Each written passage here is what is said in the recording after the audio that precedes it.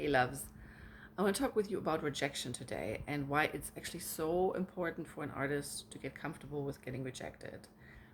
A normal person that does a normal 9 to 5 job does never have to they don't get rejected. They apply for the job once, maybe they have it for the rest of their lives, and then they never have to face a rejection ever again.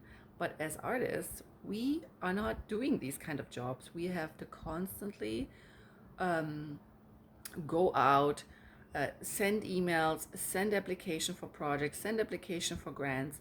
We're constantly putting ourselves out into the marketplace, sending emails. And of course, it's just part of the game that we're going to get rejected more often because we're applying more often. Maybe we send out an application every week or twice a week, right? So getting rejected is just like part of the equation if you're an artist. And if you're not cut out for this, you probably you some people might not be able to handle that. But I wanna tell you that you can get really used to getting rejected and why it is so important. So when I started out 2 or 3 years ago, taking my art more seriously, and I sent out more applications, I reached out to people more with my art. I got a rejection, and it took me out for a day or two, or maybe even longer, and I was depressed. Like I really felt like, oh my God, I suck. My art sucks. Nobody likes me. Nobody loves me. Why am I even doing this? And this got better over time. Now, when I get a rejection, I'm like, oh well, next one. And I'm applying constantly for things. So um, rejection is just a part of the game. In fact, the more you apply for things, the more you're going to get rejected, but also the more you're going to get positive answers. So you kind of like have to see it more like this.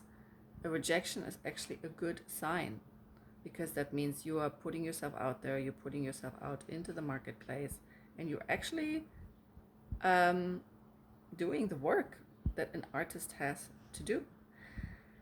At the beginning of this year, I made a list. I wanted to track all the things I applied for, and I wanted to see what is my rate between success and rejection. So we're only in July, so I only have 6 months of um, you know data, but so far I can see that it is roughly 20 to 80, so 20% to 80%, meaning 20% positive answers to 80% rejections. And this number really helped me because, you know, if you keep in mind, well, this is just the ratio, this is just the rate 20 to 80, then you're not bummed every time you get a rejection. It's just like part of the game, right? So if you send out 10 applications, 8 will be rejections and 20 will be a yes. And then when you see it like this, when you change your perspective like this, you will not, when you get a rejection, you will not pull back and be like, oh, I can't do this anymore. I should not apply anymore. No, it's actually the other way around. You will lean in more and you'll be like, yeah, the next thing is going to be a good fit. I just have to keep going, right? So it's sometimes just like a change of perspective. Yeah. And I do believe, like, if you feel you are an artist, right, and you have a desire, a heartfelt desire to create something, I don't believe that this is random. The universe wants you to create this. It wants you to put yourself out there and to bring this art into life. So don't give up, even if you get rejection letters.